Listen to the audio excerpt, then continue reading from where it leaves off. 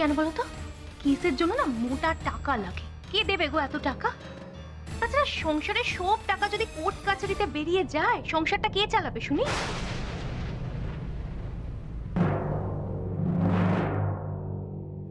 মোহদ্দি, তুমি আমাদের ছেড়ে আর কোথাও চলে যাবে না তো? জানো মোহদ্দি, আমরা সবাই তোমাকে কত মিস করেছি। দাদা ভাই তো পুরো পাগলের মতো হয়ে গিয়েছিল। আচ্ছা, তুমি আমাদের না বলে কেন চলে গিয়েছিলে বলো? ইনফ্যাক্ট তুমি তোমার ফোনটাও বাড়িতে রেখে চলে গিয়েছিলে। কি গো, উত্তর দিচ্ছ না কেন?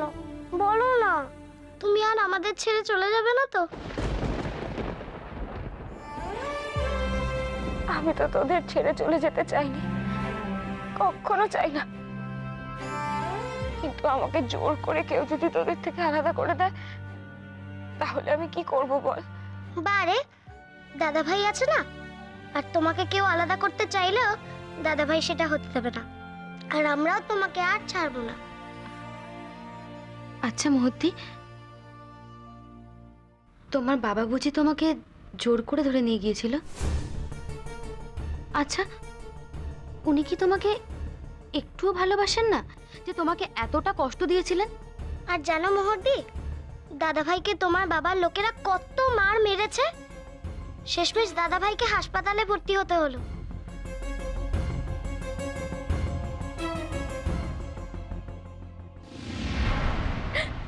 জানি রে, আমি আমি সবটাই জানি।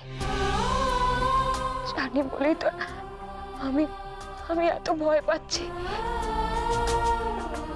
শুধু ঋষি নয়, তোদের ফ্যামিলির অন্যান্যদের উপরেও কি ঝড় নেমে আসতে চলেছে আমি আমি কিচ্ছু জানি না। সবসময় খুব ভয় করে রে, খুব ভয় করে।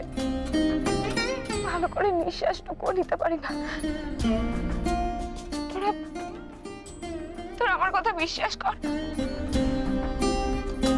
তুমি আর কেঁদো না মোহদ্দি। হ্যাঁ মোহদ্দি, তুমি আর একদম কাঁদবে না, কারণ তোমাকে কাঁদলে একদম ভালো লাগে না। আজকের পর থেকে তুমি সবসময় হাসবে। আর তুমি চিন্তা করছো কেন? শুধু কিন্তু দাদা ভাই নয়, আমাদের এই বাড়ির সবাই তোমার সাথে রয়েছে। আর সবার উপরে কে রয়েছে জানো? ঠাম্মি। আর তোমার কি মনে হয়, আমাদের ঠাম্মি থাকতে তোমাকে কি এখান থেকে কেউ নিয়ে যেতে পারবে?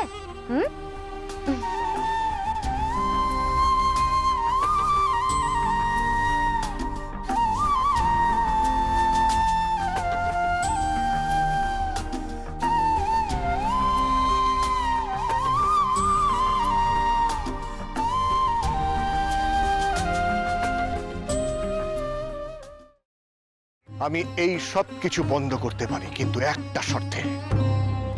তোমাকে আর দুর্গাকে আমাকে ছুঁয়ে কথা দিতে হবে, এর সাথে তোমরা কোনো যোগাযোগ আর রাখবে না। শোনো, আমরা এখনো তোমার মতন এতটা পাথর হয়ে যায়নি। তোমাকে ছুঁয়ে আমি এত বড় কথাটা, এটাই আমার শেষ কথা তোমাকে। দাদা ভাই, পুতুলটা না দিয়ে এসেছি। আস্তে, একেবারে বজরংবলী আন্টির হাতে দিয়েছো তো? না, আমরা তো দরজা দিয়ে গড়িয়ে দিয়েছি। ঘরে তো ঠাম্মু ছিল, তাই ঢুকতে পারিনি। মা ঘরে ছিল? এ বাবা, যদি মার হাতে পড়ে তাহলে তো মুশকিল। ওনার কোনো সর্দারজির সাথে পরিচয় ছিল? সর্দারজি? না। ঠিক আছে, আমি তাও বলবো আপনারা একটু ঠান্ডা মাথায় ভাবুন। আসলে আমার জানাটা খুব দরকার। আমি তাহলে আসি, কিছু মনে পড়লে আমাকে অবশ্যই জানাবেন। আচ্ছা।